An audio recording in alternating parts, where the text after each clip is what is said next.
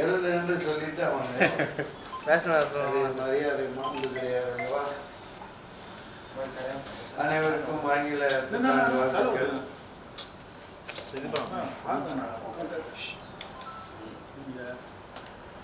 பெரியார் ஒரு தீர்க்கதரிசி,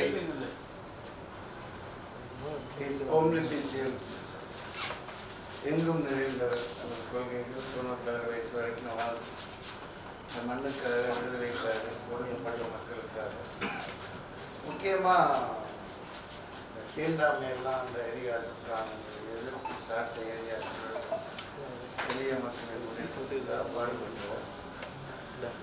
எங்கள் அப்பா மீசைக்கார அப்துல் சலாம் ராவுத்தர் எனக்கு 4-5 வயசாக இருக்கையில் பள்ளப்பட்டியிலேருந்து குதிரை வண்டி 3 குதிரை வச்சுருப்பாரு, 2 குதிரை வண்டி.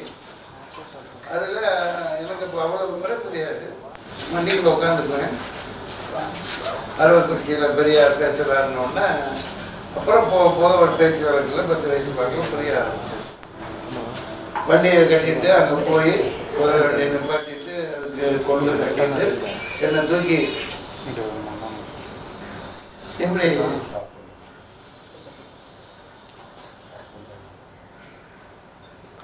உட்கார வச்சுட்டு அவ்வளவு ஆர்வமாக கேட்பார் பெரியாரோட பேச்சுக்களை. அவர் என்னதான் கடவுள் மறுப்பு கொள்கையும் எவ்வளோ இருந்தாலும் முஸ்லீம் மக்கள், இந்து மக்கள், கோயிலுக்கு போகிறவங்க போகாதவங்கன்னு பாகுபாடு இல்லாமல் அவரை ரொம்ப ரொம்ப மனசில் வச்சுருக்கோம். அதுதான் இப்போ தலைவர் சீமான் இந்த மாதிரி ஒரு ஆவேசமாக ஏன் பேசுகிறான்னு தெரியல. அவரை இல்லாதப்போ பேச தவிர அவரோட வச்சுக்கிட்டு கூட அந்த இதெல்லாம் தீர்த்துருக்கலாம். நான் பேச தயாராக இருக்கேன். பல காலகட்டங்களில் கட்சியில் இருக்கையிலேயே தமிழ் முழக்கம் சாகுல் ஹமீதுன்னு அவர் தான் ரொம்பவும் ஆரம்ப கட்டத்தில் உதவி இந்த கட்சியை ஆரம்பித்து நடத்துறதுக்கு காரணமாக இருந்தவர். இறந்துட்டார், கொரோனாவில் போட்டு தள்ளிட்டாங்க அவரை வீட்டு கட்டண வந்தால. இளையங்குடியில் இதாயத்துள்ளான்னு ஒருத்தர் இருந்தார். கட்சியில் நிறைய பேர் அவங்கள அப்பவும் அந்த பெரியாரை பற்றி உங்கள் கருத்து கொஞ்சம் முரண்பட்டதாக இருக்குன்னு சொல்லுவோம். அதுதான் இப்போ அதாவது தவறாக புரிஞ்சிருக்காங்க. அந்த காலகட்டம் என்ன, உதாரணத்துக்கு இந்த காட்டு மிராண்டி பாஷைன்னு சொல்கிறார். அது 1930 அப்போ சுதந்திரம் பெறாத இந்தியா. ஆங்கிலம் இப்போ 1913 அம்பேத்கர் போய் அமெரிக்காவில் படிக்கிறார், பரோடா அரசு அனுப்பி. ஆங்கில புலமை, அதாவது இங்கே அவர் இந்த ஆங்கிலேயர்களை ஒட்டி இருக்கிற அந்த அது சொல்லாமல் இருக்க முடியாது தான் அந்த பிராமின்ஸ் கம்யூனிட்டி நம்ம முன்னேறியவர்களாகவும் அவங்க தான் எல்லாம் அடக்கி உடக்கி வச்சு இவங்களை நீச்சர்களாக பற்றினவங்க. அந்த கட்டத்தில் நீங்கள் நல்லா இங்கிலீஷ் பேசுங்கடா, நல்லா பண்ணுங்கடா. அந்த அந்தந்த காலகட்டத்தில் அப்போ ஒரு காட்டு மிராண்டி பாஷைங்கிறாருன்னா அது வந்து தமிழுக்கு வன்மையாக விஷங்கக்கணுங்கிறது அர்த்தம் இல்லை. அவர் பெரிய கெத்து பெரியார்னா அவர் நம்ம மிகப்பெரிய ஆளுமை. அப்புறம் சீமான் சார் தான் சொல்கிறார் இல்லையா, அந்த அவர் ஆதித்ததாச பண்டிகை போராடி இருக்காரு, வெட்டமலை சீனிவாசனார், பனகல் அரசர், நீதி கட்சி, இந்த மாதிரி பல பேர் போராடி இருக்காங்க. அவங்களே இவர் ஒட்டுங்கிறாங்க. அது அறியாமையின் வெளிப்பாடு தான். அயோத்திதாச பண்டிதர், ரெட்டமலை சீனிவாசன், அம்பேத்கர், வெட்டமலை சீனிவாசன் 1930 போய் லண்டனில் வட்டமேச மாநாட்டில் கலந்துக்கிறாங்க. ஒடுக்கப்பட்டவங்களுக்காக பயங்கரமாக குரல் கொடுக்குறாங்க. இது இப்படி இருக்கையில் திராவிடர் கழகம்னு எப்போ ஆரம்பிக்கிறாங்க, அப்போ அந்த காலகட்டம் என்ன, அவர்கிட்ட இப்போ நான் சொல்ல வந்தது பிரிஞ்சு திமுகன்னு வருது. அந்த சீடர்கள் கொண்டு போகிறாங்க, ஆட்சி பிடிக்கிறாங்க. அது ஒரு பெரிய இதாக வளர்க்கறதுனால இவர் முன்னிறுத்தப்படுறாரு. அவரோட உழைப்பு வீண் போகாமல் பேசப்படுது. நாடுகளில் இப்போ தமிழ்நாட்டில் பெரியாருக்கு சிலைகள் இருக்குமாறு அம்பேத்கருக்கு தமிழகம் இந்தியா முழுக்க வெளிநாடுகளே இருக்கு.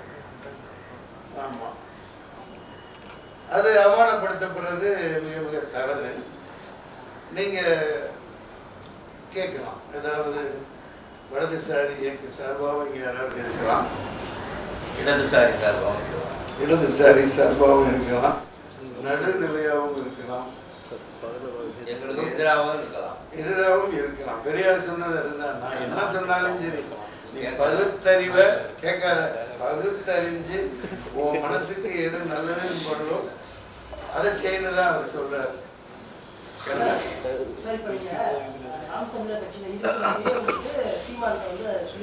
சொல்லியிருக்கேன். ஆமா ஆமா, அவர் நல்ல மனுஷங்க. எவ்வளோ ஒரு 10 வருஷமா ஒரு கட்டம் வச்சு போறாரு.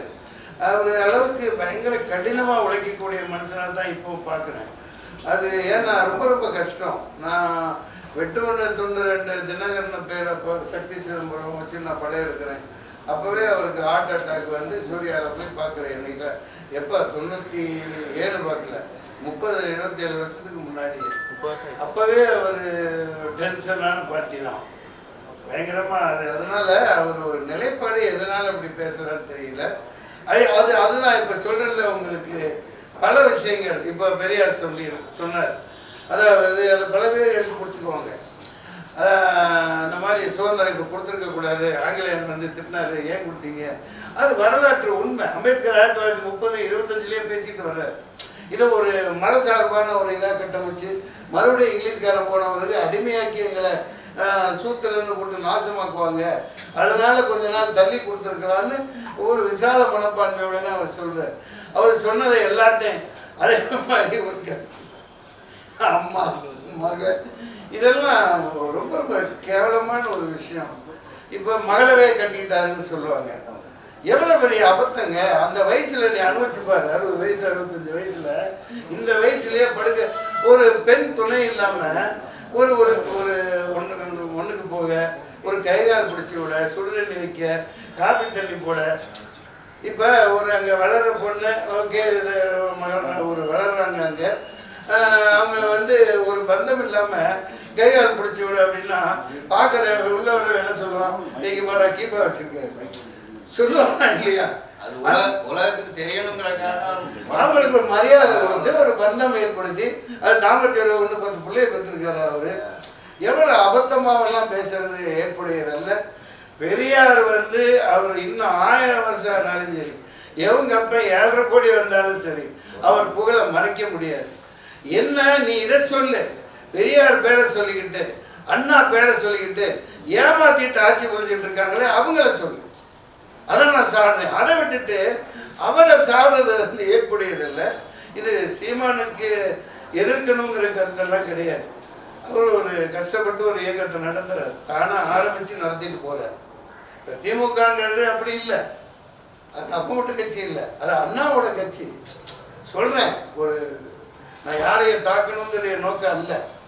அண்ணா கொண்டு வந்தது உதயசூரி சின்னமும் கோவிந்த அல்பா படையாச்சியா அவர்கிட்ட அண்ணா வாங்கி அவர்களோட இன்னொருத்தர் ராபின்சன் பூங்காவில் திமுக ஆரம்பிக்கப்படையில் எல்லாம் கலைஞர்கள் அந்த கூட்டத்தில் இல்லை. அதுக்காக கலைஞரோட பங்களிப்பெல்லாம் குறையா மதிப்பிட முடியாது. திராவிடம்ங்கிறது இந்த காலத்துக்கு திராவிடம் தேவையில்லாதது. நான் எது ஒன்றும் நியாயமாக தான் பேசுவேன். அந்த காலகட்டத்தில் ஆரிய திராவிட அதாவது அவ்வளவு நசுக்கப்பட்டாங்க. இது மொழி வழி மாகாணங்கள் பிரிக்கப்படாமல் இருந்தது. எல்லாமே சவுத் இந்தியான்னு வரையில் அது திராவிடர்னு இருந்தது. அதனால திராவிடர் கழகம்னு ஆரம்பிக்கப்பட்டதை தவிர இப்போ தான் கர்நாடகாவில் முதல்வர் செருப்பால் அடிப்பு என்ன திராவிடன்னு சொன்னான்னு சீஃப் மினிஸ்டர் சொன்னாரா இல்லையா? கொண்டாந்து கழிவுகளை கொட்டுறானா இல்லையா? கழிவுகளை கொண்டாந்து அந்த தமிழ்நாட்டில் கொட்டுறாங்க. என்ன திராவிடம்? கேரளாவில் வந்து கழிவு கொண்டு கொட்டுறாங்க. அதை கேட்கறதுக்கு இந்த வழியில் பெரியார் திங்க அது இல்லை. மீனவர்கள் இப்போ நம்ம ரொம்ப கேவலமான முறையில் இப்போ ஜனநாயகம் மீனவர்கள் வந்து பிடிச்சிட்டு போயிடுறோம். மீனவர்களை தூக்கிட்டு போய் சித்திரவதை பண்ணுறான், படகு பிடிக்கிறான், பயன் போடுறான், கோட்லன்னு போடுறான், அடித்து கொள்றான். இது வரைக்கும் 800 மீனவர்களை சுட்டு கொண்டுட்டாங்க. இப்போ இந்த நிலையிலே மாநில முதல்வர் அவர்கள் கருணை கூர்ந்து ஒரு கருணை காட்டி ஒரு கருணை அடிப்படையில் அவங்களை என்னங்க இது 40 MP வச்சுருக்கீங்க, தமிழ்நாட்டை ஆள்றீங்க, இது கேவலமாக இல்லையாங்க? இது தமிழ்நாடு நமக்கு தலைமை வந்து எப்படிங்க வாழ்றது கேட்டால் அது நான் தமிழ்நாட்டையும் சாடுறேன், மத்திய அரசையும் சாடுறேன். ஏன்னா தவறு எங்கே இருந்தாலும் சுட்டி காட்டணும். வாய்மொழி ஒரு நடிகனாக நான் கடந்து போயிட்டு இருக்க முடியாது. அப்போ சப்பையாக ஒன்றும் வேஷமும் சரியாக கொடுக்க மாட்டேங்கிறேன். கங்குவாண்டு ஒரு படத்தில் நடித்தேன், கதாநாயகி கட்டி போட்டு துன்புறுத்துறேன், கோவாவுக்கு போனேன் பண்ணேன், அது இதுன்னு எடுக்கிறாங்க. படத்தில் பார்த்தா ஒன்றையுமே காணும், ஒன்றையுமே காணும். அங்கங்கே எங்கேயோ தெரியுது போல. அவ்வளோ கேவலப்படுத்துகிறாங்க. கங்குவான்னு சொல்கிறேன், நடைமுறையில் அப்பசப்பை வச்சு ஏதோ படம் எடுக்கிறாங்க. நான் மொத்தத்தில் என்னோட அதாவது என்ன சொல்கிறது, எனக்கு நேர்ந்த கொடுமைகள்னு சொல்கிறதா, நான் அதுக்காகலாம் கவலைப்பட்டு இருக்கிறவன் கிடையாது. நீ போடா நான் பார்த்துக்கிறேன் அப்படின்ட்டு போய்கிட்டு இருக்கிறவன் தான். இப்போ பல விஷயங்கள் இந்த மீனவர்கள் பாருங்களேன், அப்படி ஒரு இயலாமையில், ஆனால் அவங்களுக்கு வேணுங்கிற நேராக போய் கட்டி பிடிச்சி எவ்வளோ கட்டிங்க, அத்தனாயிரம் கோடி இத்தனாயிரம் கோடி, அந்த உரிமை இந்த உரிமை எல்லாம் தார வளர்த்துட்டு அவங்க பயனை அனுபவிச்சுக்கிறாங்க. எலெக்ஷன் அப்போ இந்த சில்லறை காசை வீசி வெற்றி பெறுறாங்க. இது கலைந்தறியப்பட வேண்டும். திராவிடம் தேவையில்லை. தமிழ்நாட்டில் தமிழ் தேசியம் அந்தந்த மாநில உரிமைக்காகப்படும். இப்போ இந்த யூஜிசி கல்விக் கொள்கைன்னு போடுறாங்க, செருப்பால் அடிக்கணும், அது தேவையில்லை. அந்தந்த மாநிலத்தின் உரிமை கல்விக் கொள்கையில் எந்த நாயும் தலையிடக்கூடாது. எவ்வளோ கம்பீரமாக இருந்த இயக்கம் சொல்லுங்க ஐயா. என்னடா அங்கேயும் தட்டுறான் அங்கேயும் சார், மீனவர்கள் இந்திய மீனவர்கள் தமிழக மீனவர்கள் சுட்டு கொண்டா இந்திய கொண்டா விஷயம் வருது. இங்க எப்படி பாக்குறீங்க? அதான் நீங்க நல்லா கேளுங்க. சுட்டு கொண்டா யாரு? இந்திய மீனவர்கள் வந்து கேரளால ஆந்திரா மற்ற இடத்துல ஸ்டேட்ல சுட்டு கொண்டா அவங்க இந்திய மீனவர்கள். தமிழகத்தை ஒருத்த தமிழ் மீனவர்கள். ஏன்னா தமிழ்நாடு தனி, இந்தியாவில் இல்லை. அப்ப இலங்கை நம்ம தனியா இல்லாமா? அதாவது நீங்க கேட்குற கேள்வியில நான் பதில் சொல்றதை வச்சு அவன் உடனே போட்டு அந்த செக்ஷன் போட்டு 4 பேர் வந்துடுவான். நீ அதுக்காகவே அனுப்பப்பட்டதுன்னு நினைக்கிறேன். அதாவது எவ்வளவு கேவலம் பாருங்களேன். தமிழனை ஏத்துக்கவே மாட்டேங்கிறாங்க. தமிழனை இந்தியனா ஏத்துக்க மாட்டேங்கிறாங்க. இதுல ஒரே நாடு ஒரே தேர்தல் வேற, ஒரே சோறு ஒரே ரொட்டி, இந்த விஜய் ஆண்டனி சொன்ன மாதிரி. இல்லை, கலைஞரைப்பட வேண்டும், ஒரு மாற்றம் கொண்டு வரணும். இப்படி போயிட்டு இருக்க முடியாது. எங்கே பார்த்தாலும் போதை பொருள். அதுக்காகத்தான் நான் இப்போ வந்து பாருங்களேன், தமிழ்நாட்டில் இது வரைக்கும் நீங்கள் பத்திரிகையாளர் நீங்கள் கேள்வி கேளுங்க, அல்லது நாளையே நம்ம இந்த மாதிரி ஒரு ஆர்டி தகவல் அறிய முறையை சட்டம் ஆர்டிஐ என்னென்ன ஆர்டிஐ அதன்படி ஒரு பெட்டிஷன் போட்டு மொத்தமாக இந்த 3 வருஷத்தில் எத்தனை எஃப்ஐஆர் போடப்பட்டிருக்கு, இந்த போதையில் எத்தனை பிடிபட்டிருக்கு, டன் டன்னா இல்லைங்க. இளைஞர்கள் சின்ன பசங்க எல்லாம் நாசமாக போயிட்டாங்க. தமிழக முதல்வர் சும்மா டிவியில் தோன்றி போதையை ஒழிக்கிறேன்னு சொல்கிறது ஏற்புடையதல்ல. அதை எப்படி திறந்துவான்? நீங்கள் டாஸ்மாகில் இப்போ போதை இல்லையா? நான் 4 கோடி போட்டு படம் எடுத்தேங்க. 2012 அதிரடின்னு ஒரு படம் எடுத்தேன். டாஸ்மாக் கடையில் போய் மக்களை காலில் விழுந்து குடிக்காதன்னு 12 எடுத்தேன், வெளியிட்டேன். என் காசை போட்டு தான் எடுத்தேன். அதுக்கு ஒரு மானியம் கொடுக்கல, ஒரு பூனையும் கொடுக்கல. இப்போ சரக்குன்னு தான் இதை எடுத்தேன். 4 கோடிக்கு மேலே ஆகிடுச்சு. இடத்த விற்று என் கை காசு போட்டுருவேன். என்னால் யாரும் நஷ்டமடையக்கூடாது. அதை வெளியிட்டதுலேயே பல சிக்கல். எல்லாம் ரெட்ஜெயின்ட்டு அக்டோபஸ் மாதிரி அவங்க தடுக்கிறாங்க. காலையில் 10:30 மணிக்கு கமலா தியேட்டரில் ஷோ கேட்டால் நைட்டு 10:30க்கு எதிரில் கோரமாலில் கொடுக்குறாங்க. 10:30 மணிக்கு வரனாலும் என் படத்தை பார்க்க வருவேன்னா நான் தளபதி விஜயா. அப்படி அங்கே தவறான திரையரங்கள் கொடுத்தாங்க. கேப்டன் இறந்துட்டாங்க. சரி, ஓடிடியிலேயாவது போடலன்னா குறைஞ்ச ஒரு வேலையில் விற்றேன். 1.5 வருஷம் ஆச்சு. ஓடிடியில் போட விட மாட்டேங்கிறாங்க. அந்த படம் வந்தாவே போதையை ஒழிச்சதுன்னா டாஸ்மாக்கு எதிராக மக்கள் போராடுவாங்க. அந்த கதை அமைப்பு அப்படித்தான். நிறைய நடிகர்களை வச்சு எடுத்தேன். அதை வெளியிடவே இவங்க தடுக்கிறாங்க. நடிகர் சங்கம் நக்கிட்டு கிடக்குது, ப்ரொடியூசர் கவுன்சில் படுத்து கிடக்குது. யாரையும் எந்திரிக்க விடுங்க. இது வேதனையோடு சொல்றேன். போதை விஷயம் சொல்லுதான் நான் கேட்கிறேன். இப்ப நம்ம வீட்டுல கூட ஒரு தம்பியை வந்து அரெஸ்ட் பண்ணிட்டாங்க. அந்த போலீஸ் தான் பண்ண வேலையா இல்ல வந்து உண்மையாவே நடந்தது? நான் தான் புடிச்சு கொடுத்தது.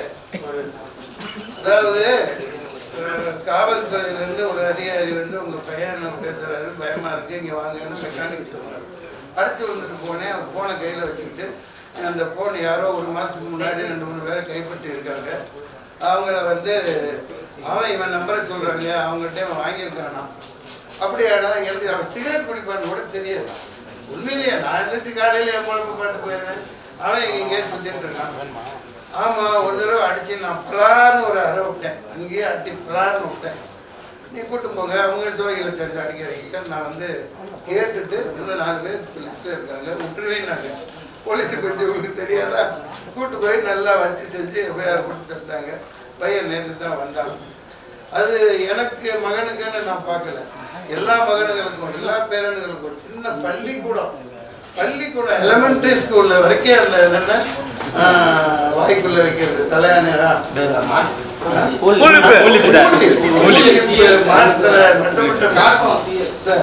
தமிழகம் முழுக்க நாசமா போயிட்டாங்க. இது பெரியார் ஆட்சி அப்படின்னா இங்க வாங்க 500 மரங்களை தென்னை மரங்களை 500 அதுக்கு மேலேயே வெட்டனவர்களை குடிக்கிறாங்கன்னு போட்டு மரங்களை வெட்டனவர் ஒரு மரத்தை வளர்க்க எவ்வளவு பாடுபடுறன்னு தெரியும். அப்பேற்பட்ட பெரியார் ஆட்சின்னா இங்க மதுவை திறந்து விடலாமா? நீங்க எவ்வளவு பெரிய அயோக்கியத்தமா? வான்புகளும் வல்லவருக்கு வான் உயர செலவைக்கிற எதுக்கு வைக்கிறீங்க? வாயில்தோறும் வள்ளுவம், ஆனால் இவர்கள் வாயினாரும் தினம் என்ன கொடுமை இது சார்? இதுல வேதனையான விஷயம் என்னன்னா, விஐபிங்கனால பையன் பண்றது எல்லாம் வெளியே தெரிஞ்சு போகுது. ஆனா வெளியே தெரியாம சின்ன சின்ன பசங்க தமிழகம் கெட்டு சீரழிஞ்சிட்டாங்க. பேசிக்கா எங்க இருந்து வருதோ அதை பிடிச்சி அரெஸ்ட் பண்ணாம அந்த பசங்க நீங்க பூந்தமல்லிக்கு இல்ல டன்டனா பிடிப்பாங்க. காவல் அதிகாரிகள் எடுக்கிறாங்க, அவங்க மகன்கள் வைக்கிறாங்க, அவங்களே ஆளை வச்சு வைக்கிறாங்க. இதுதான் நடக்குது. வேதனைக்குரிய விஷயம். பெரிய செயின் மாதிரி ஓடி சார், அது அடிச்சவன் அப்படியே நாசமா போயிடலாம் சார். இளைய தலைமுறை போதையில எல்லாமே நாசமா போகுது. அதை உடனடியாக தடுக்கணும், இல்லாட்டி தமிழ்நாட்டை காப்பாற்றப்படாது. தமிழ்நாடு சொன்னீங்க, தமிழ்நாட்டுல பெண்களுக்கு பாதுகாப்பு இருக்கா இல்லையா? யார் இந்த சார்னு சொல்லிட்டு ஒரு விஷயம் போயிட்டு இருக்கு, அது நீங்க எப்படி பாக்குறீங்க? நான் தான் கடைசியால வெட்டி கொல்லணும், அவனை சுட்டு தள்ளணும். என்கவுண்டர்ல எல்லாரும் முன்னாடி நின்று கலர் அடிச்சு கொள்ளுங்க. அது யார் இந்த சாருங்கிறத ஒரு 2 அறை விட்டு கேட்க வேண்டியதானே? அவனையே வச்சு பொத்திக்கிட்டு இருக்கிறீங்க. பொண்ணு இருந்திருக்கு, அவன் இன்னொரு சார் கூட கொடுக்கணும்னு சொல்லியிருக்கான். அதானே எவ்வளோ பெரிய ஒரு காலேஜில் ஒரு கல்லூரியில் உண்மையா. இப்போ நேற்று சத்தீஸ்கரில் 2 நாள் முன்னாடி ஒரு பத்திரிகையாளரை வெட்டி கொல்லி போட்டிருக்காங்க. சென்ட்ரல்லையும் நிறைய நடக்குது, தமிழ்நாட்டில் மட்டும் இல்லை. பெண்களுக்கு எதிரான கொடுமைகள் அது அது கேள்வி கேட்க எல்லாருக்கும் உரிமை இருக்குது. மாபெரும் தவறு. கவர்னருக்கு மாறி எழுந்து கொஞ்சம் தூரம் தான். இப்போ ஆனந்த சாதகையில் எனக்கு பன்வாரிலால் புரோஹித் தான் ஞாபகம் வர்றாரு. ஒரு அம்மாவத்துக்கு பேராசிரியர் தூக்கி விட்டு கவர்னர் மாளிகை ஏறி விட்டு போலீஸ் பட போய் ஞாபகம் தான் சொல்றது புரியுதா? பன்வாரிலால் புரோஹித்துக்காக அவரெல்லாம் கிழவன் இல்லை, அவர் ரொம்ப இளமைன்னு சொல்லி ரெக்கார்டெல்லாம் இருக்கிறதுல அந்த அம்மாவை கூப்பிட்டு போய் நல்லா அந்த அம்மா போன முதல்ல பிடுங்கிட்டு அழிச்சிட்டு இத்தனை வருஷம் அந்த அம்மா தான் உள்ளே போட்டு வெளியே விட்டாங்க. அதுக்கு மேலே தகவல் முன்னால் எடுக்க முடியாதா?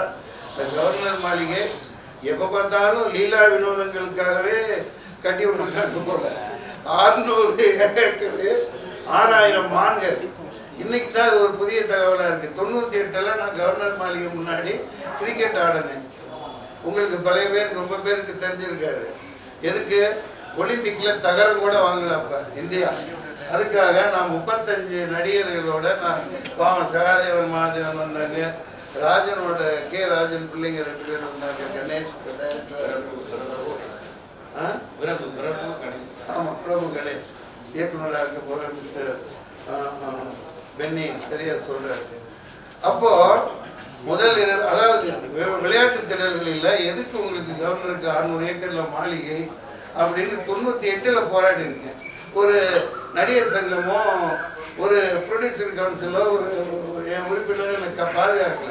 அடுத்த நாள் காலையில் நைட்டு அரசு இன்னத்துக்கு அடுத்த நாள் காலையில் ஒரு பெண்ணை கற்பழிச்சின்னு போட்டு பெருசாக போட்டு வந்துச்சு. தகவல் எடுத்து இதே ஸ்டாலின் போட்டாரு. அது நான் ஒன்றும் 100% அக்மார் யோகியன்னு சொல்ல வரல. துரத்தி காதலிச்சாங்க, அவங்க கல்யாணம் பண்ணி தான் வச்சிருந்தேன், அவங்க தப்பாக பண்ணாங்க. அப்புறம் பார்த்து அதுக்கு தண்டனையெல்லாம் எனக்கு கொடுக்கப்பட்டு 2011 நவம்பர் 11 இது அந்த பெண்ணுக்கு 2 கல்யாணம் நடந்திருக்குது, மெச்சூரிட்டி இருந்தேன்னு சொன்னது தப்பு அப்படின்னு சாட்சிகளோட எனக்கு 50 லட்ச ரூபா நஷ்டஈடு கொடுக்கணும்னு ஆர்டர் ஆச்சு. அது எந்த பத்திரிகையிலையும் வரல, வந்திருக்கு. பெரிய பெரிய எல்லாம் வந்திருக்கு. அதை யாரும் சட்டம் செய்யலை. அந்த மாதிரி ஒவ்வொரு முறையும் நான் தான் போராடி இருக்கேன். 8 வழிச்சாலைக்கு போராடினேன். எந்த நடிகர்களோ சங்கமோ யாரும் என்னை காப்பாற்றல. அதை பற்றி எனக்கு கவலை எல்லாம் இல்லை. கவர்னர் மாளிகையில் நீங்கள் சொல்ல வரையில் கவர்னர் நினைச்சாரு ஒரே சிரிப்பா தான் வருது. அவர் எதுக்கு வேகமா போறாரு, எதுக்கு வேகமா இந்த பக்கம் போறாரு? இந்த ரஜினி சார் ஏர்போர்ட்டுக்கு போயில வேகமா போவாரு, பிளைட்டை தூக்க போற மாதிரி போய் உட்காந்துக்குவாரு. அந்த மாதிரி பாவம் எனக்கு ரொம்ப பிடிச்ச மனுஷன் ரஜினி சார். ஆமா இல்லப்பா இல்லப்பா, நான் அப்பயே நீ கேட்கறது புரியுது, வீடியோவில் பார்ப்போம்ப்பா. வேகமாக போவார். ஐயோ ஃப்ளைட் ஹைஜாக் பண்ண போறாரோ, போய் ஒன்றும் பண்ண போறாரு, அவர்லாம் பைலட் ஓட்ட போறாருன்னு போய் ஜம்முன்னு உட்காந்துக்குவார். அவ்வளோதான். அந்த மாதிரி இந்த கவர்னர் எதுக்குடா வர்றாரு? பரீட்சை எழுத போயிட்டு அவனாவது பரீட்சை எழுதாம அவன் அங்கே இங்கே முறைச்சி பார்த்து போட்டு ஒன்று பின்னாடி திரும்பி போனா எப்படி? கல்யாண மாப்பிள்ளை தோணாவோ மாப்பிள்ளாவோ போய் கல்யாணம் நடக்குது, நேராக போய் நின்றுட்டு எங்கேயும் முறைச்சி பார்த்துட்டு மொய்யும் எழுதாம இலையிலையும் நஞ்சாம காக்கும் போடாம அதுக்கு பாதுகாப்புக்கு பல பேர் பின்னாடி ஓடி வர்றாங்க. எனக்கு என்ன கொடுமைன்னா, அன்னையிலேருந்து நான் எதுக்குறேன், இந்த கவர்னர் போஸ்ட் தேவை ஒழிச்சுக்க சார். கோடிக்கணக்காக செலவாகுது சார்.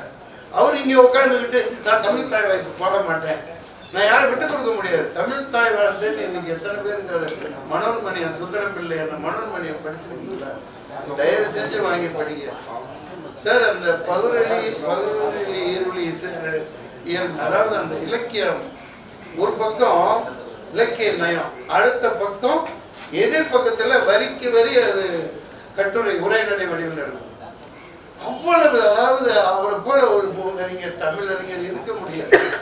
அந்த ஒரு இதில் இருந்து கலைஞர் தேர்ந்தெடுத்து அது திராவிடங்கள் திருடாடும்னா அந்த காலத்தில் அவர் பிறந்ததே திருவனந்தபுரத்தில். அப்போ வந்து எல்லாம் ஒன்றா இருந்தது, சென்னை மாகாணமாக இருந்தது. அதனால அந்த அப்போ மொழிவழி மாகாணங்கள் பிரிஞ்சிருச்சுன்னா தமிழர் திருநாடுன்னு பாடியிருப்பார். அந்த காலகட்டத்துக்கு அந்த சீமான் மேலேயும் தப்பு இல்லை. அது விஷயங்கள் இப்படி தான். இப்போ பெரியார் குறித்து யாராவது பிஜேபிக்காரங்க எதிர்த்து இருந்தால் கேளுங்க, யாராவது கேட்டால் தான் கோபம் வரும். நீங்கள் ஒரே கேட்டுட்டு இருக்கீங்க, ரொம்ப அநியாயம், இதெல்லாம் ரொம்ப அநியாயம் சார். இதுக்கு என்ன தீர்வுன்னு கேட்டா உடனே அவங்க ஆட்சியில கூட தான் பொள்ளாச்சியில் அப்படி நடந்தது, எங்க ஆட்சியில் நடந்ததை போட்டு இப்படி போட்டு கிழிக்கிறீங்க அப்படின்ற சின்ன வயசுல சொல்லுவாங்கல்ல, அவன் பேர் கவர்னர் இதே கேள்வி குத்தா இருக்குப்பா. இவரை முதல்ல அனுப்பிச்சு வைங்கப்பா. 6000 மான்கள்ப்பா. 100 ஆடு வளர்த்தாவே மாசுக்கு 2 ஆடு மண்டே போட்டுருது. ஸோ எத்தனை மான் மண்டே போடணும். இன்னொன்று எனக்கு ஆற்றாம என்னன்னா, மற்ற கவர்னர்லாம் பண்ணுவாங்க இதுக்கு முன்னாடி சென்னாட்டி, அதுக்கப்புறம் இருந்தால் என் குழந்தைக்கு அங்கே முடிய இருக்கு. அங்கே ஒரு தர்கா இருக்குது, 2 இருக்குது. ஒரு வழி பாதையாக அந்த பக்கம் பிரித்து விட்டுருப்பாங்க. மக்கள் வாட்டுக்கு டெய்லி போவாங்க. அந்த தர்காவில் போய் கொஞ்சம் நேரம் உட்காந்து தியானம் மாதிரி பண்ணிவிட்டு நான் 4-5 வாழைத்தாழை மாதத்துக்கு ஒருக்கா கொண்டு போய் அதில் பழமாக நைட்டு கொஞ்சம் நல்ல பழுத்தாக எடுத்துக்குவேன். குறைஞ்சது 2 வாழைத்தாறு. அப்போல்லாம் வேறு 150 ரூபா விட்டா பெரிய தாரை வரும். அது மான்களுக்கு ஒன்றுனா கொண்டு போய் சாப்பிட்டு போகும். ரொம்ப ஒரு மனசுக்கு சந்தோஷமாக இருக்கும். இப்போ அங்கே போய் பார்த்தா அந்த பேரிகேடு ஒரு 1000 இருக்குங்க. அங்கே தீவிர உள்ளுக்குள்ள யாரையோ வச்சு அவ்வளவு தடுப்பு. அதனால சார் மேல நெருப்பு குண்டு போட்டாங்க. அந்த ஏதோ ஒரு இந்த பாட்டில்ல ஒரு 1/2 லிட்டர் வாங்கிட்டு இப்படி வச்சுட்டு அவன் போயிருக்கான். என்ன கொண்டு போய் நான் வச்சிருக்கான். இந்தியா அங்கே முதல்ல நியூஸ் பிளாஸ் ஆகுது, கவர்னரை ஒழிச்சு கட்டிட்டாங்க, கவர்னர் உயிர் தப்பித்தார். இது என்ன பண்ணுறது இதுக்கு? அதுக்கு பயந்துட்டு தான் இவங்க இவ்வளோ போலீஸ் போட்டிருக்காங்க போல. அப்புறம் முந்தா நேற்று ஒரு 4 நாள் முன்னாடி கிறிஸ்மஸ்ல நான் இதுக்கு போனேன். அந்த எங்கேயாவது போகணுமே சுத்தணுமே, இந்த பெசன்ட் நகர் பீச்சு நகர முடியல, இன்ச்சு கூட நகர முடியல. வண்டி எடுத்துட்டு வேதனையாக போச்சு. அப்படின்னு நடந்து உள்ளே போகிறதுக்கு 2 மணி நேரம் ஆகிடுச்சு. பெசன்ட் நகர் பீச் அங்கே ஒரு இடத்துல வண்டியை திருப்பலான்னா ஒரு பெரிய பங்களா மாதிரி இருந்துச்சு. காம்பவுண்ட் திறந்துருந்தது. ரிவர்ஸ் போட்டால் அவன் 10 பேர் துப்பாக்கி எடுத்துகிட்டு வர்றான். கவர்னர் மாளிகை. அவர் காலையில் 5 மணிக்கு அங்கே போய் கண்ணு முடிச்சு முதல் சூரியனை அங்கேருந்து பார்க்கணுமா. அங்கே ஒரு கெஸ்ட் ஹவுஸ் உடச்சி தள்ளிட்டு எல்லாம் மக்களுக்கு திறந்து விட வேணாம். கவர்னர் மாளிகையிலே போராட்டம் 98 அப்படியே இருக்கு. இன்னைக்கு 30 வருஷம் கிட்ட ஆகும். அதாவது அங்கே ஸ்விம்மிங் பூல் கட்டுங்க, இது ஒலிம்பிக்குக்காக இது கொடுங்க. காலையில் போய் பாருங்க, இந்த சண்டே இன்னைக்கு பிச்சுக்கு எவ்வளோ அடிச்சுக்கிறாங்க நம்ம பசங்க. கிரிக்கெட்டுக்கு 10 கிரவுண்ட் ஒதுக்குங்க, கட்டி விட்டு ட்ரைனிங் கொடுங்க. எதுக்கு கவர்னர் மாளிகை? அவர் என்ன வெங்காயம் உடைச்சிட்டாரு? எந்த கவர்னருமே எல்லாமே பாலியல் இதுதான் பண்றாங்க, எல்லா கவர்னரும் பண்றாங்க.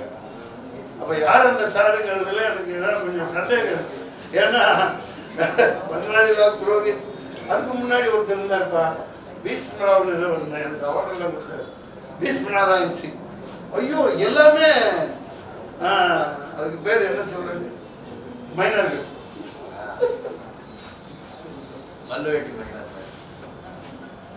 இவர் பல்லு போன வயசுலயே மைனர்களா இருக்காங்க, அதுதான் பெரிய விஷயம். சார் இப்ப விஜய் வந்து ஃபர்ஸ்ட் வந்து கவர்னர் வேணா தமிழ்நாட்டுக்கு சொன்னாங்க. அதுக்கப்புறம் வந்து இந்த பாலியல் வன்கொடுமைக்காக வந்து கவர்னரே பார்த்து ஒரு லெட்டர் கொடுத்தாங்க. அதை நீங்க எப்படி பாக்குறீங்க? சிஎம் இங்க இருக்காரு, அவர் தாக்குறாங்க. ஏன்னா அது திமுக அகற்றப்பட வேண்டிய இயக்கம், அது திராவிடர் கொள்கையில் அண்ணா ஆட்சி நடத்தலை, பெரியார் ஆட்சி நடத்தலைன்ட்டு அவர் வர்றாரு. அது கவர்னர் அவருக்கு தெரிஞ்ச அரசியல் இப்போ தானே வந்திருக்காங்க. கவர்னர் லீலா வினோதங்கள்லாம் இனிமேல் சொல்லுவாங்கல்ல, அதனால போய் பார்த்துருக்காங்க. அது எப்படி பார்க்குறீங்கன்னா, லியோ நிகழ்ச்சியிலேயே வெற்றி விழாவிலேயே நான் தான் முதல்லலாம் இந்த ரசிகர்களுக்காக பாராட்டியிருக்கேன். இந்த ஒன்லி ஒன் ஆல்டர்னேட்டிவ் அந்த வீடியோவில் வந்தது. தமிழகத்தின் நாளைய தீர்ப்புன்னு எங்கூட நாளைய தீர்ப்புன்னு படத்திலலாம் முதல் அப்பா அறிமுகப்படுத்தினார். அதனால் அரசியலுக்கு வந்திருக்கார். அவர் மனு கொடுக்குறார், அதுக்கு நம்ம என்ன பண்ண முடியும்? இனிமேல் உங்கள்கிட்ட கொடுப்பாரு. இல்ல சார், என்ன முதலமைச்சர் ஒருத்தர் இருக்காங்க. ஃபர்ஸ்ட் வந்து முதலமைச்சர் வேணும்னு சொன்னவர் ஏன் கவர்னரை மீட் பண்ணணும்? அவருக்கு அங்கே அமைதியான சூழல், கவர்னர் மாளிகை உள்ள போய் பார்த்துக்கலாம். நாளைக்கு நம்ம ஜெயிச்சு ஏதாவது துணை முதல்வர் அப்படி இப்படி ஆகிட்டோம்னா அதுக்கேற்ற மாதிரி ஒரு கவர்னரை வைக்கணும், இதெல்லாம் வசதியாக இருக்கான்னு பார்க்கறதுக்காகவும் பிரச்சனைக்கும். போனாருங்கிறீங்க, போகலைங்கிறீங்க. அங்கே அப்புறம் எங்கேயோ போய் வீட்டுக்குள்ளேயே வரவழைச்சி கொடுத்தாருங்கிறீங்க. அங்கே அவர் போனால் 4 பேர் செத்து போயிட்டா, கூட்டம் போயிட்டா, ஐயோ நீ ஏன் போனால் செத்துட்டாங்கிறீங்க, நிவாரணம் கொடுக்குறீங்க. அப்போ எப்படி சார் எலெக்ஷனுக்கு வந்து ஓட்டு கேட்டு வருவாரு? முதல்ல அவரே ரொம்ப கேட்டுட்டு இருக்காரு. அவர் கேட்பாரு, அவர் நேற்று ஒரு பட பிரஸ் மீட்ல கிருத்திகா உதயநிதி ஸ்டாலின் என்ன சொல்றாங்கன்னா, ரெட் ஜெயினுக்கும் எனக்கு எந்த சம்மந்தம் கிடையாது. யார் உதயநிதி? கிருத்திகா உதயநிதி. அவங்க சொல்றாங்க ரெட் ஜெயினுக்கும் எனக்கு சம்மந்தம் கிடையாது, இதனால இந்த போய் வெளியே ஸ்ப்ரெட் பண்ணுங்க, அப்பதான் எனக்கு பட வாய்ப்பு கிடைக்கும், நான் இயக்குனரா சொல்லி கிருத்திகா ஹாலிவுட் படமே எடுக்கலாம்பா சொல்லிருக்காங்கப்பா. என்னப்பா பத்திரிகையாளராக நம்புறீங்களா? இதை நீங்க நம்புறீங்களா? என் படத்தையே நிப்பாட்டிட்டாங்க சார். என்னோட படம் வெளிவரலை, ஓடிடி. எந்த நாய், எந்த கம்னாட்டி, எந்த எரும மாடு, எந்த நாடாரி பையன் தெரிய மாட்டேங்குது. ஓடிடி முதலாளிகள் யாரையும் தெரியுமா? நானும் போன் யாருனோ ஒருத்தர் வாங்கிட்டான், நான் எதோ வித்துட்டேன். அவருக்கு போன் போடுறேன், சார் என் படம் வந்தால் நல்ல மக்களுக்கு இதாகுமே, ஓடிடியாவது வெளியிடுங்க சார். நான் வெளியிட மாட்டேன்னு நான் சொல்கிறேன். இந்த ஓடிடிக்காரங்க எவனுமே போன் எடுக்க மாட்டேங்கிறாங்க சார். அவங்க சத்தியமணி வேற சொல்கிறாங்க சார். இப்போ ஓடிடிக்காரங்களை கண்ட்ரோல் பண்ணுறது யார்? இந்த அரசை மீறி எதுவும் பண்ண முடியாதுன்னு. இப்போ வெற்றிமாறன் கூட நான் பார்க்கல. இது ஒரு நடிகனா நான் எது ஒன்றும் உண்மைன்னு சொல்லவே, பாராட்டுனா பாராட்டுவேன், இல்லாட்டி 2வது பார்க்கல. முதல் படம் பார்த்துருந்தேன். அவர் இந்த ஏதோ அதான் இது கற்பனை கதை, இது நிஜம் இல்லை அப்படின்னு போட்டு தான் படத்தை ஆரம்பிக்கிறாங்க. விடுதலை 2வா முதல்ல அப்படி தான் போட்டிருந்தாங்க. அதுவே ஒரு எனக்கு ஏற்புடையது. நீ ஒரு சரித்திரத்தை சொல்ற, தைரியமா சொல்லணும். அப்ப நீங்களும் ஒரு கொத்தடிமை தான். அதுல எனக்கு என்ன முரண்பாடுன்னா, நான் அவர் கூட பழகல, பேசல, ஒன்றும் இல்லை. இவர் இயக்குனர், நானும் படம் எடுத்திருக்கேன். 50,000 ரூபாய் கட்டியிருக்கப்பா, இன்னும் கார்டு வரலப்பா, பார்த்துக்கப்பா. 91ல பணம் இன்னும் கார்டு. அதான் நீங்க இல்லைங்க, சொல்லி முடிக்கல. நான் சொல்ல வந்தேன்ல, வெற்றிமாறன் ஏதோ விழாவில், அந்த விழாவில் உதவியாளர், அவர் அசிஸ்டன்ட் டைரக்டரோ அசோசியேட்டோ பேரை சொல்லுன்னு கதறான். டேய் அதான் டைரக்டர் டீம்னு சொல்லிட்டேன்டா, அதுலாம் நீ வந்துட்டடா. எவ்வளோ பெரிய கொடுமைங்க அது. ஒருத்தன் உழைப்பை வந்து ஒரு சகோதரன் அது அந்த தன்மையை புருஷ வாக்களின் தன்மை தானே. வெற்றிமாறன் அவர் எனக்கு தெரியாது, பழக்கம் இல்லை. ஆனால் ஒரு இப்போ தானுவெல்லாம் ஒரு படம் ஓடும், ஒரு டைரக்டர் எடுத்திருப்பார், பயங்கரமாக ஓடும், அடுத்து அட்வான்ஸ் கொடுத்து அசோசியேட்டாக இருந்தவரை ஒரு டைரக்டர் ஆக்கி விடுவார். அந்த மாதிரி வந்தால் என்ன, அவர் உழைப்பை சுரண்டக்கூடாது, இருட்டடிப்பு செய்யக்கூடாது. இல்லை டைரக்டர் டீம்னு சொன்னேன்ல, கேமரா டீம்னாவே என்னை நான் தான்டா அப்படிங்கிறது எவ்வளோ ஒரு புருஷத்தனங்கிறது உங்களுக்கு புரியுதா, புரியலையா? அதை எனக்கு பிடிக்கல. அதனால் இங்கே நான் அந்த சகோதர இயக்குனருக்கு சொல்லிக்க விரும்புகிறேன். அடுத்த முறையாவது எந்த படம் எடுத்தாலும் நீங்கள் அப்ப சப்பையை வச்சு எடுங்க, எவனையோ வச்சு எடுங்க, பசுவலிக்கான வச்சு நீங்கள் எடுக்க போகிறது இல்லை. புரியுதுங்களா? எனக்கு அதை பற்றி கவலை இல்லை. ஆனால் ஒரு டைட்டிலில் என்னையே உண்மை கதைன்னு போடாமல் போ. ஆனால் இது நிஜம் அல்ல, இது கற்பனை கதை அப்படின்னு போட்டுட்டு நீங்களே உங்க முகத்துல கரிய பசிக்காதீங்க. அந்த போராட்டக்காரர்களை கேவலப்படுத்துறாங்க. ஆமா, நிச்சயமா. சகோதரி கேளுமா. இது தமிழகத்துல போதை பழக்கம் என்ன செய்ய போகிறோம்னு சொல்லிட்டு தான் பத்திரிகையாளர் சொல்லிட்டு இருக்காங்க. உங்களை போன்ற நடிகர்களே சரக்குன்னு சொல்லிட்டு திரைப்படத்துக்கு பேர் வைக்கிறீங்க. வெளியில பேனர் பார்த்தா கோழிக்கறி, முட்டை, சரக்குன்னு சொல்லிட்டு நீங்களே வச்சிருக்கீங்க. நீங்க உங்க மாதிரி ஆட்கள் தானே சார் இதுக்கு முக்கியமான காரணம். நல்ல விஷயம், நல்ல விஷயம். அந்த கான்டென்ட் வந்து போதை கூடாதுங்கிறதுக்காக கதாநாயகி போராடி ஜெயிலுக்கு போய் முதல்வர் வந்து சட்டசபை நீதிமன்றத்தில் உறுதி கொடுத்து மதுவிலக்க அமல்படுத்துகிறாங்க. அதுதான் கதையே. அதனால நான் சரக்கு குடிக்கிற லாயராக இருப்பேன் அதில். அதனால ஒரு கவர்ச்சிகரமான ஒரு டைட்டில் சரக்கு. புரியுதுங்களா? அது நான் பொய்யான தகவலையே கொடுக்கல. புரியுதுங்களா? நான் முன்னாடி வச்சுருந்ததோ நீங்கள் கேட்குறது உண்மைதான் தங்கச்சி. என்னன்னா கொப்ரான சத்தியமானு தான் வச்சேன். டைட்டில் பதிவும் பண்ணிட்டேன். இந்த பாலாப்படம் ஜெயக்குமார் டைரக்டர் இருக்காரு. இல்லை சார், சரக்குன்னு வைங்க சார். சரக்கு தான் மலேசியா யாருமே போச்சு சார். இந்த மாதிரி பல கண்ட்ரியில் அந்த பேனரும் அந்த பாட்டிலில் இருந்தால் எடுக்க மாட்டாங்களாம். அதுதான்ப்பா. நீங்கள் நான் ஊக்குவிக்கலை. அந்த படம் பார்த்தீங்கன்னா தெரியும். அதை வெளிவர விடாமல் இந்த ஆளுங்கட்சி தடுக்குது. அதான் கிருத்திகா உதயநிதி அவர்கள் சான்ஸ் வேணுமாம்மா, வாய்ப்பு நான் தான் இவங்க வச்சு ஒரு படம் எடுக்க சொல்லுங்க. பண வாய்ப்பு ப்ரொடியூஸ் யாரும் பண்ணுங்கன்றாங்க. நான் பண்றேன். உங்களை வச்சு இதை வச்சு பண்ண சொல்றீங்க. ஆமா, நான் அப்புறம் நான் ஹீரோவா நடிப்பேன். நான் ஹீரோ தான்ப்பா. நல்லா தான் இருக்கேன். நான் கேமரா ஜோடியா புதுசாக விளங்க மாட்டேங்கிறீங்களா? நான் வந்து போன தடவை காஸ்ட் சென்சஸ் இந்த டெமோக்ராட்டிக் டைகர்ஸ் ஆஃப் இந்தியா, இந்திய ஜனநாயக புலிகள் சார்பாக 2 கோரிக்கை. 1, முற்றிலும் இந்த இவிஎம்மும் ஒழிக்கணும். 2வது காஸ்ட் சென்ஸ். அதை பேசிட்டு இருந்தேன். நீ வைரமுத்தை வந்து கதாநாயகிகளுக்கு முக்கியத்துவம் கொடுக்கலன்னு திரிசா மேட்டை கொண்டாந்து மாட்டி விட்டீங்க. இப்போ ஹீரோ நீ கேட்குறீங்க. அது அவங்க முடிவு பண்ணிக்கிட்டாங்க. பெரியார் அவர்கள் சீமான் அவர்கள் தமிழ்நாட்டில் மட்டும் ஒரு 60 கேஸ் பண்ணிருக்காங்க. இது எப்படி பாக்குறீங்க? நிர்வாகிகள் கார் கண்ணாடிகளோட வைக்கப்பட்டிருக்கு. தவறு. அதான் அவர் சகோதரர் சீமான் தலைவர் நம்ம உட்கார்ந்து இந்த மாதிரி பேசினாவே நான் புரிய வச்சிருவேன். நீங்க அவர் என்னென்ன பேசினார் சொல்லுங்களேன். சீமான் அது தவறா புரிஞ்சு கொள்ளப்பட்டிருக்கு. அந்த காலகட்டம் இப்ப சகோதரி கூட இதெல்லாம் ஒரு தலைவர் 96 வயசு. அவர் எவ்வளவு பெரிய மாமனிதர் ஏங்க. ஐயோ.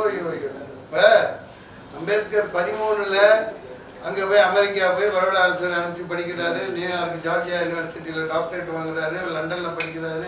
பெரிய படிப்புகள் படித்து கோர்ஸ் போட்டு இங்கே வந்தால் இந்த தீண்டாமை தண்ணி கொடுக்க மாட்டேன்னு அவர் கீழ்த்தரமாக நடத்தி முத அவர் தேர்ந்தெடுக்கப்பட்டது.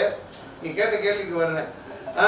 அந்த ஆங்கிலேயர்களின் கீழே அந்த அமைச்ச மந்திரி சபையில் இவருக்கு இடம் கொடுக்கல.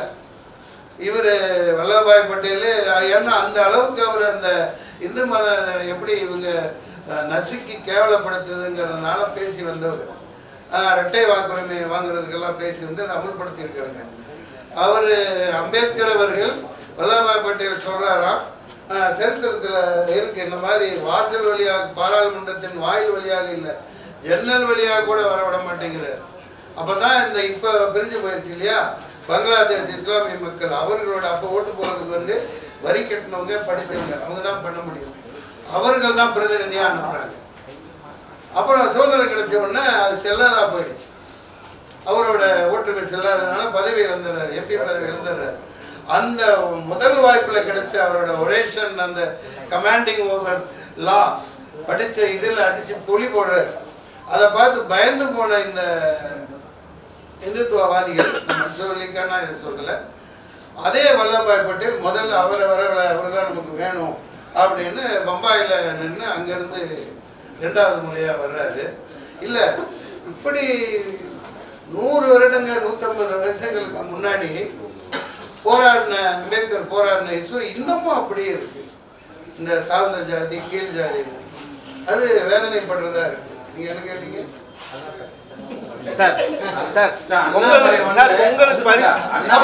நல்ல விஷயம் சொல்லிருப்பாங்க. அண்ணாமலை சீமானுக்கு ஆதரவா பேசியிருக்காரா? அவர் பேச தப்புன்னு சொல்லியிருக்காரு. பெரியார திட்டினா அவர் ஆதரவு தான் கொடுப்பாரு. தப்பு.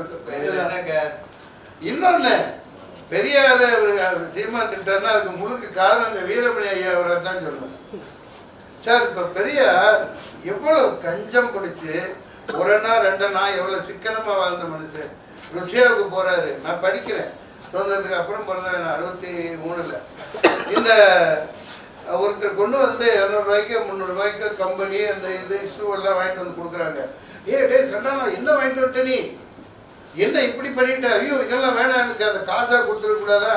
இது கழகத்துக்கு பயன்படும் இல்லையான்னு சொல்லிட்டு அதை விற்க சொல்லிட்டு மோர் மார்க்கெட் வந்து வெறும் 20 ரூபா கொடுத்து போட்ஸு அந்த கம்பெனியை வாங்கி மோர் மார்க்கெட்டில் அதைத்தான் போட்டுக்கிட்டு ருசியா முழுக்க பயணம் பண்ணுறார். அவ்வளவு சிக்கனமாக வாழ்ந்தவர். அதோட சிக்கனம் பெரியார் வந்து வெளியூர் போனாங்கன்னா அந்த பார்சல்ல நூல் கட்டுவாங்கல்ல, அதெல்லாம் சேனல் தானே. அந்த சேனல் எல்லாம் உருண்டையா கொஞ்சம் கொஞ்சமா சேர்த்து வச்சு ஒரு மாதிரி ஆக்கி கடைசியில ஏதாவது ஒரு கடையில போய் பக்கோடா வாங்கி சாப்பிடலாம். அப்ப கூட சொல்லாராம். அதுதான் நான் சொல்றேன். பெரியார் வெளி ஆட்சி நடத்துறீங்கன்னா பெரியார் மாதிரி சிக்கனமா நீங்க இருக்கணும். நீங்க உலகத்தில் நம்பர் 1 பணக்காரன் ஆகிட்டு இப்ப நான் ஏன் இவரை குறை சொன்னேன்னா, எனக்கு ஒன்றும் அவரோட எந்த சண்டையும் இல்லை, அதிகமாக பேசி பழக்கம் இல்லை. ஒரு தடவை 2 தடவை மேடையில் பார்த்துருக்கேன் வீரமணி ஐயா அவர்கள். அவ்வளவு சொத்தை விட்டுட்டு போனாங்கல்ல தம்பி, அவ்வளவு சொத்து அவ்வளவு இதை விட்டுட்டு போனாங்கல்ல. எதுக்காக விட்டார்? இயக்கத்தை பெருசு பண்ணணும், இந்தியா முழுக்க கொண்டு போகணும், உலகம் முழுக்க கொண்டு போகணும். இயேசுநாதர் எப்படி 12 சீடர்கள் கிளம்பி பண்ணாங்க அந்த அளவுக்கு ஒரு கம்பேரிசனுக்கு சொல்லலை. அவ்வளவு அதில் ஒரு துளி கூட இவங்க பண்ணாமல் சொத்தை அடகாத்து வச்சுக்கிட்டு வட்டி கொண்டுட்டு தமிழ் நிதியா என்ன அது பெரியார் நினச்ச வேலுப்பிரபாரை வீட்டவே ஆட்டையை போட்டாங்க. அந்த மாதிரி ஆயிரக்கணக்கான வீட்டை வட்டிக்கு விட்டுக்கிட்டு இதனால தான் இது நடக்குது. இந்தியா முழுக்க இவங்க கொண்டு போகலை. நான் திமுகவே குற்றம் சாட்டுறேன், திராவிடர் கழகம் இப்போ நடத்திட்டு இருக்கோனே குற்றம் சாட்டுறேன். சும்மா அங்கே நூலகம் வச்சுருக்கோம், இங்கே புக்கு வச்சுருக்கோம், அங்கே யூனிவர்சிட்டி இருக்குது, இதெல்லாம் வேலைக்கு ஆகாது. கடவுளை கற்பித்தவன் முட்டாள் காட்டுமிராண்டி அப்படின்னு சொன்னார் கடைசி வரைக்கும்.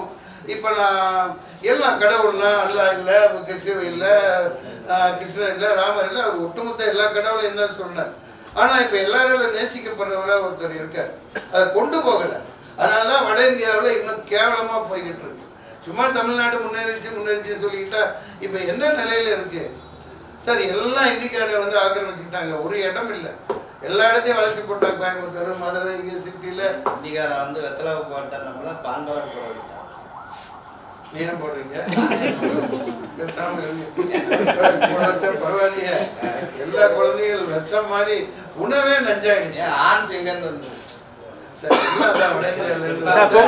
பொங்கலுக்கு மானியத்தால இருந்து கோரிக்கை வச்சிருக்காங்க. மக்கள் பொங்கலுக்கு மானியத்தால இருந்து கோரிக்கை வச்சிருக்காங்க.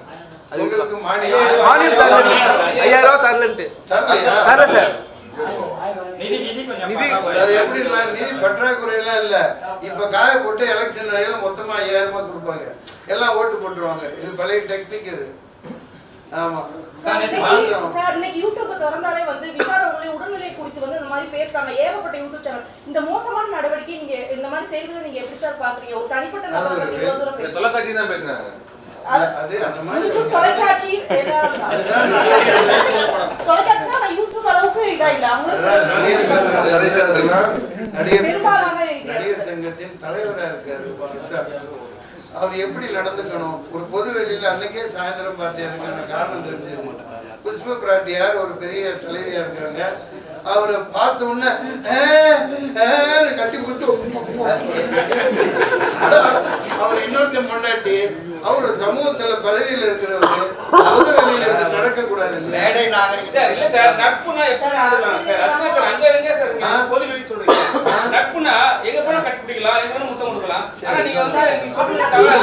நடிகர்கள் வந்து படத்துல வந்து நம்ம பார்க்கலையா சார்? படத்துல நடிக்கிறது வேற, பொது வெளியில அது அநாகரிகம். நீங்க கேட்ட கேள்விக்கு தான் பதில் சொல்றேன். விஷால் அப்படிலாம் நடக்கக்கூடாது. அவர் வீட்டுக்காரர் சுந்தருக்கு எவ்வளோ மனவேதனையாக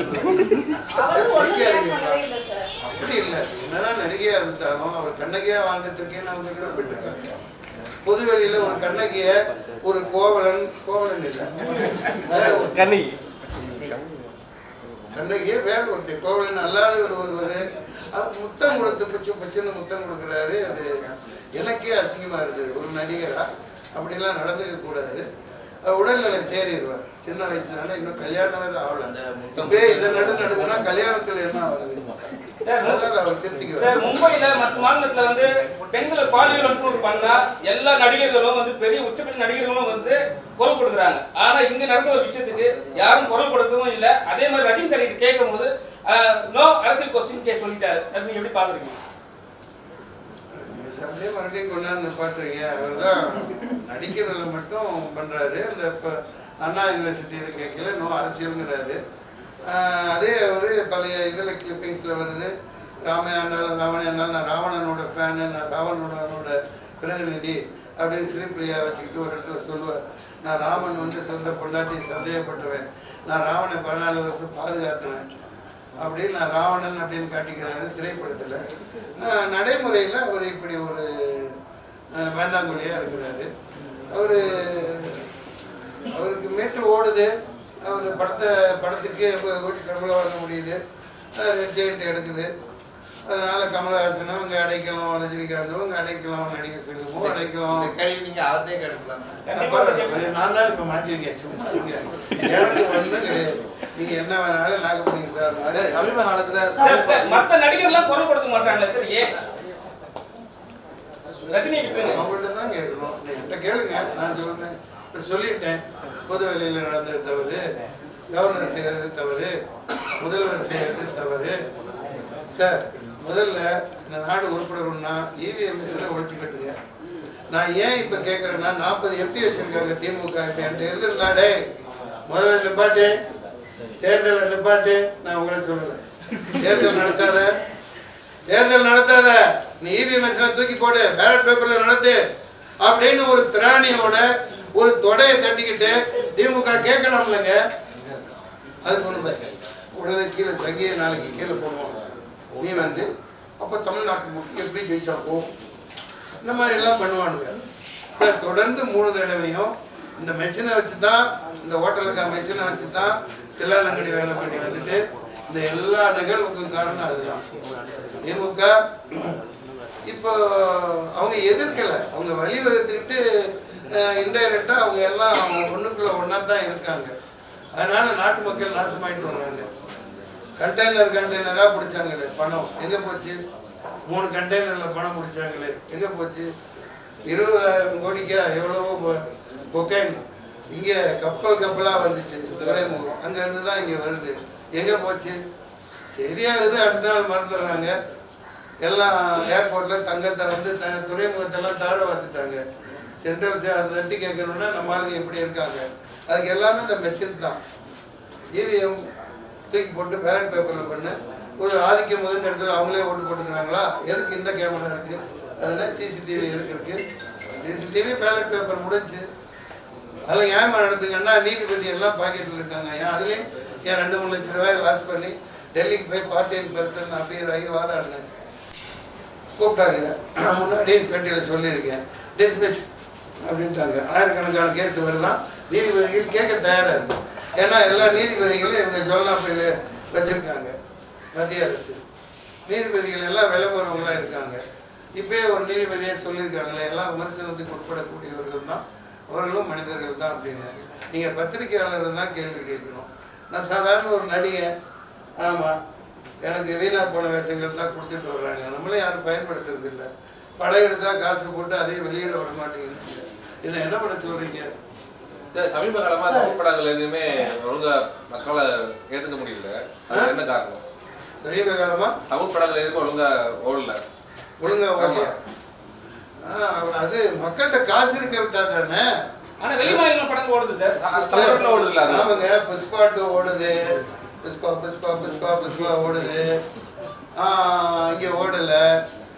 அதுக்கு நியாயமான காரணம் அது நிறைய விளம்பரம் பண்ணி முதல்ல இட்ட கொடுத்துருந்தாங்க. அந்த கதாநாயகர்கள் இப்போல்லாம் வந்து தமிழ்நாட்டில் ஹீரோக்களே இல்லையே, பெரிய பெரிய ஹீரோக்கள் எல்லாம் இந்த மாதிரி இருக்காங்களே, எல்லாம் கட்சி ஆரம்பிச்சிடுறாங்க, விலை போயிடுறாங்க.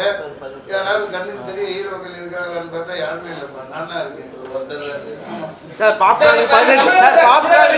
இல்லை ஒரு நிமிஷம், ஒரு பதில் சொல்லலைன்னா ஜிஎஸ்டி அது இது லொட்டு லொஸ்க்கு பேட்டா ஜிஎஸ்டி திண்டா ஜிஎஸ்டி, நாளைக்கு பொண்டாட்டியோட படுத்தா ஜிஎஸ்டி, கல்யாணம் பண்ணா அதுக்கு ஒரு ஜிஎஸ்டி, மொய் எழுதுனா அதுக்கு ஒரு ஜிஎஸ்டி. இந்த அம்மா நிர்மலா சீதாராமனா எனக்கு இந்த அப்பு பாட்டி சீதா பாட்டின்னு ஒன்று கிளம்பிச்சுனா வருது. அந்த கிழவி எவ்வளவோ தேவை, அந்த கிழவனாரை போட்டு படுபடுன்னு படுத்தோம். நீ நம்ம தேர்ந்தெடுக்காம வர்றதுனால தான் இந்த வினையெல்லாம். கேட்டால் காங்கிரஸ்ல நடந்துச்சு இல்லை, நாங்களும் அப்படித்தான் பண்ணுவோம். இந்த ஜெய்சங்கர்னு ஒருத்தர் வெளியுறவில் அம்பாசிடர்கள் 240 பேர் யார் இருக்காங்க? என்ன சமத்துவம் இது, என்ன ஜனநாயகம் இது? கேஸ்ட் சென்சஸ் கண்டிப்பாக நடத்தணும், அது ஒரு தீர்வு. இஎம்ஐ தூக்கணும், அது ஒரு தீர்வு. தமிழ்நாட்டில் நிதிஷ்குமார் பண்ணாட்டில் பீகாரில் நீங்கள் தான் 25 ஆண்டு ஊனான் பெரிய பரம்பரை திராவிட மாடலுங்கிறீங்கல்ல, நாளைக்கே ஒரு 100 கோடி கூட ஆகாது சார். நீங்கள் கேஸ்ட் சென்சஸ் நடத்துங்க சார், அந்தந்த சார் எல்லா மக்களுக்கும் ஒரு 100 கோடி இருந்தால் போதும். பழைய ஆசிரியர்கள், வேலை இல்லாதவங்க எல்லாத்தையும் கூப்பிட்டு டீம் போ என்கொயரி பண்ணு. ஒரு எவன் தடுக்கிறா உன்ன? தமிழ்நாட்டுக்குள்ளே தமிழ்நாடு அது சென்ட்ரல் தான் பண்ணணும். என்ன இது, என்ன இது கேவலமா இல்லையா சார்? கேஸ்ட் சென்சஸ் நாளைக்கே நடத்துங்க, சாதி வாரி கணக்கெடுப்பு நடத்தி இவனுக்கு இவ்வளோ இவனுக்கு இவ்வளோ அதிகாரத்தில் பதவியில் எல்லாத்தையும் பகிர்ந்து கொடுங்க. அப்போ தெரியும் 70% எவன் உட்காந்துருக்காங்கிறது. அவனுக்கெல்லாம் விஆர்எஸ் கொடுத்து துரத்தி விடுங்க. முதல் முறையாக பதிவு பண்ணுறேன், நிறைய சம்பாரிச்சிட்டான், நிறைய உழைப்பு உறிஞ்சிட்டான், எல்லாம் விஆர்எஸ் கொடுத்து துரத்தி விடுங்க. எவன் உட்காந்துருக்காங்கிறது அப்போ தெரியும். ஏன் நடத்த மாட்டேங்கிறீங்க? ஏன் நடத்த மாட்டேங்கிறீங்க? இது இவிஎம் தூக்குங்க, எல்லாத்துக்கும் காரணம் அதுதான்.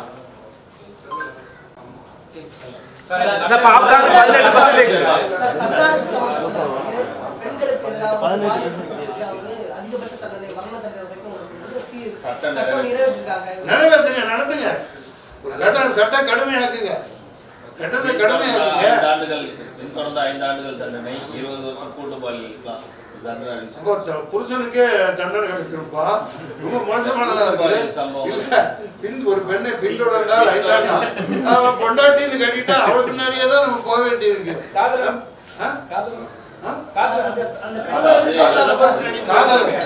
ஆமாங்க, பொண்டாட்டி பின்னாடி தாங்க போகணும். முதல்ல பார்த்து அதாவது ஐயோ ஏன் கேட்குறீங்க? முதல்ல வந்து அப்படி லவ் பண்ணுவாங்க.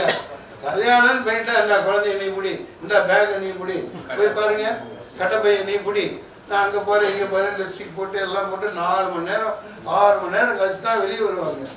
அப்போ அவனெல்லாம் தூக்கி உள்ளே போட்டா சட்டத்தை பார்த்து அமல்படுத்தணும்ப்பா, தப்பாக போயிருப்பா.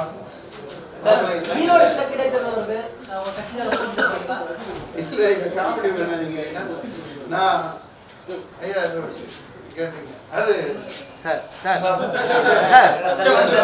போயிட்டு இருக்கு.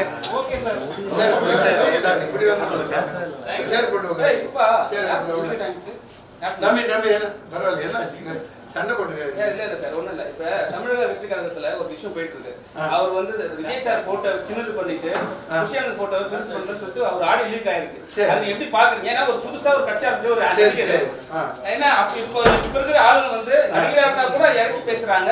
பாக்குறீங்க அதெல்லாம் ஒரு எதேச்சியா இப்ப இந்த புஷி ஆனந்தோட ஆதரவாளராக இருப்பாரு, அவரால் பதவி போடப்பட்டிருக்கோம். புரியுதுங்களா? சுவரொட்டி எல்லாம் அது போட்டிருப்பாங்க, விஜய் சின்னதாக ஆக்கிருக்கோம்னா அது ஒரு தவறுகள். அதுக்காக கட்சியை புஷி ஆனந்தன்னு ஆயிருமா? நான் கூட இந்த கட்சியை ஆரம்பிச்சுட்டு வேலூருக்கு போய் 60-70 லட்ச ரூபா சொந்த காசு போட்டு போராடிட்டு இருக்கேன். பொதுச் செயலாளர் நீக்கிட்டீங்கன்னா ஒருத்தனை நாய் கொண்டாந்து நடுவீட்டில் வச்ச மாதிரி அதெல்லாம் செய்தி ஆகுது. நான் கஷ்டப்பட்டு என்னென்னமோ பண்ணினேன், செய்தி ஆக்கிடுறீங்க. அதெல்லாம் சொல்லி உடனே விஜயோட போராட்டத்தையோ மேல் பார்ப்போம். அவர் ஒரு புதுசாக வந்திருக்கார், எல்லாருக்கும் உரிமை இருக்குது. கடிக்க விட்டவங்க ஒரு கட்சி இருக்குது. அதே நேரத்தில் இருமா போட எங்களை யாரும் அழிக்க முடியாது, ஒழிக்க முடியாது, 75 ஆண்டு பாரம்பரியம் சொல்கிறதெல்லாம் அதெல்லாம் சும்மா மக்கள் தீர்மானிக்கிறது தான். யாரும் ஆட்ட முடியாதவன், அசைக்க முடியாதவன்லாம் யாரும் இல்லை. அப்போ 2026 அவர் கூட கூட்டணி இருக்கீங்களா? சரிங்களா? எதுவும் நடக்கலாம். நான் நல்லவங்க பக்கம் நிற்கணும், ஒரு மாற்றம் கொண்டு வரணும், அதில் தப்பே இல்லை. நான் பாமகவில் சேர்ந்தேன் 92. அப்போல்லாம் அன்புமணியெல்லாம் வீட்டில் என்ன பண்ணிட்டு இருந்தான்னு தெரியல, சின்ன பையனாக இருந்திருக்கலாம்.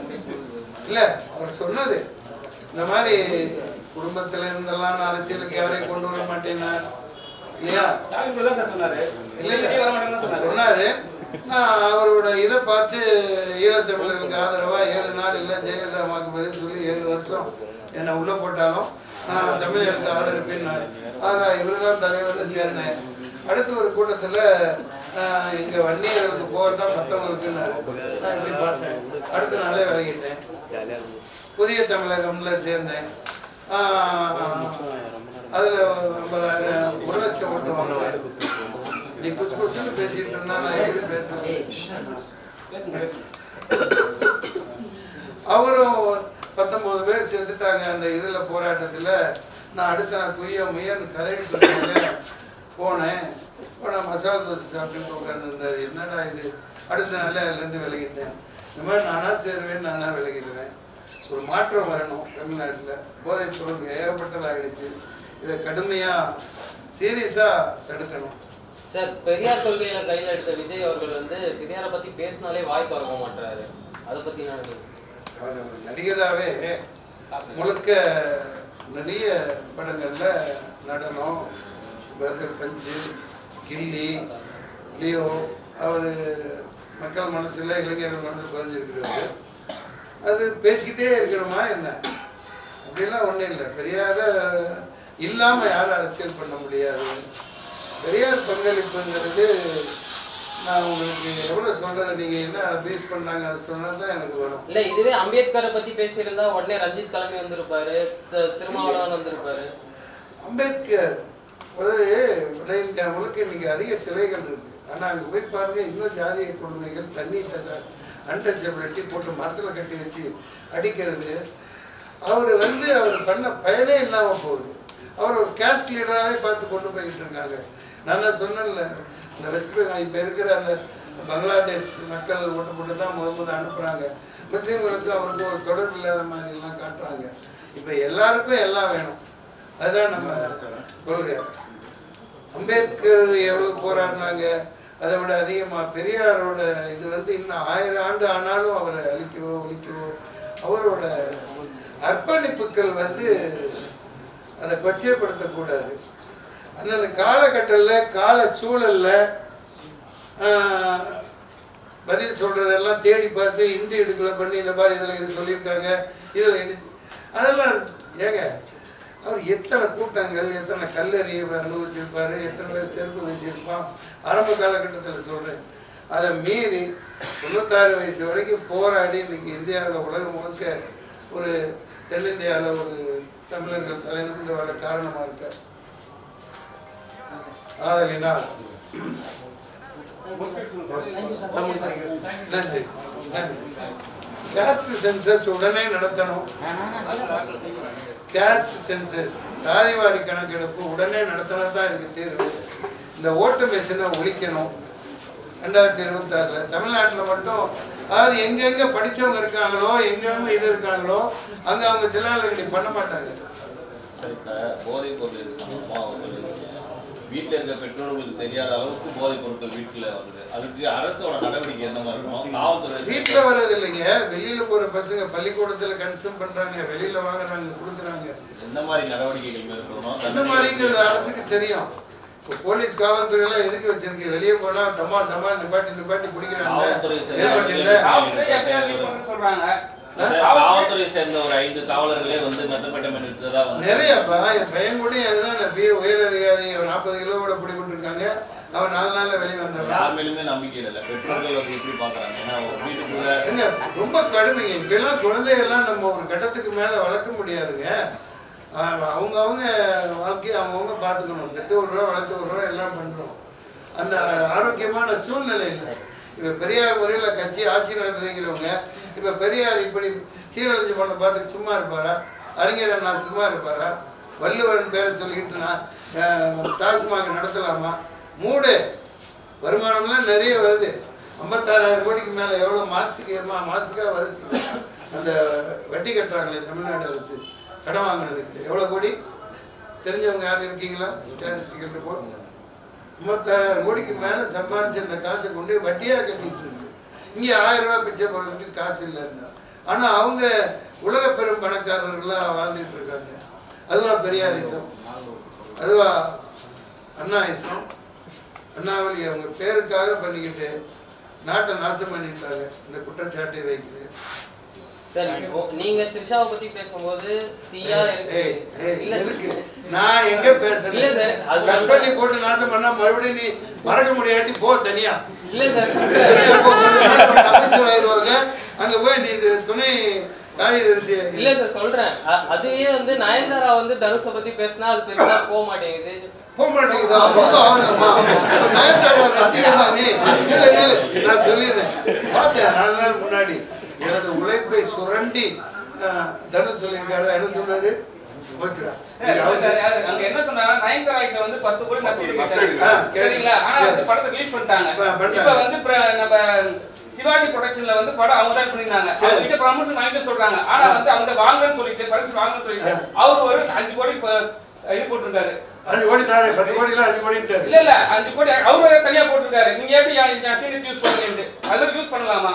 அவங்க என்ன சொல்றாங்க? நைன்டர் என்ன சொல்றாங்க? என் உழைப்பை சுரண்டி நீங்க எல்லாம் வந்து பணம் சம்பாதிக்கிறீங்க சொல்லல. தனுஷ் சொல்லியிருக்காரு. அவங்க சொல்லிருக்காங்க சார். ஏன் உழைப்பை எங்க சுரண்டினாருன்னு தெரியல. நான் எப்படி சுரண்டுச்சுன்னு தெரியல. அவருக்கு என்ன அவர் உழைப்பை சுரண்டி 10 கோடி. கேரளாலேருந்து வந்திருக்காங்க நம்ம சக நடிகை கதாநாயகி. அவங்க கூட நடிச்சிருக்காங்க. அவர் படத்துல கதாநாயகியா நடிக்க வைக்கப்பட்டிருக்காங்க. தனுஷ் பெரிய ஹாலிவுட் நடிகர் அளவுக்கு உயர்ந்துட்டாரு. இதெல்லாம் ஒரு பெருசு பண்ணலாமா? 10 கோடி தானே, வச்சுக்கமா, வச்சுக்க போ. ஒரு செகண்ட் வர்றதுக்கெல்லாம் காசு கொடுன்னு கேட்டா நம்ம தமிழனுக்கு. அதனால தனுசுல அதை பண்ணக்கூடாது. ஆமா, அதெல்லாம் ஒரு சாதாரண விஷயம். அது ஏதோ அது கல்யாணம் ஏதோ நடத்துது, படத்துல வராத காட்சியை பயன்படுத்தி இருக்கு. இதுக்கு ஒரு பிரஸ் மீட், நயன்தாராவுக்கு சப்போர்ட். பையனோட கேஸ் எப்படி சார்? இல்ல கல்யாணத்து வந்துட்டாப்ல. அது அந்த மாதிரி லட்சக்கணக்கான இளைஞர்கள் பையன் சொல்றான், உள்ளுக்குள்ள வந்து நிறைய பேர் பசங்க இருக்காங்கப்பா, எல்லாமே இந்த கேஸுங்க தான் சொல்றாங்க. அது தமிழ்நாடு முழுக்க. அதுக்காக தான் இந்த பிரத்யேகமாக உங்களை சந்திக்க விரும்பினேன். இதை ஒழிக்கணும். இல்லை தமிழ்நாடு ரொம்ப நாசமாக போச்சு. நாசமாக ஒழிக்கணும், போதைப் பொருளை ஒழிக்கணும். ரெண்டும் ஒழிக்காமல் தமிழ்நாடு உருப்படாது. ரெண்டும் உருப்படாது. கண்டிப்பாக ஒழிக்கணும். வள்ளுவர் வழியில், அண்ணா வழியில் திமுக ஆட்சி செய்கிற திராவிட முன்னேற்ற கழக அரசு உடனடியாக இதெல்லாம் தடுக்கணும். தடுக்கிறதுனால தமிழ்நாடு முன்னேறும். உங்களுக்கு மிகப்பெரிய புகழ் சேரும். அவ்வளோ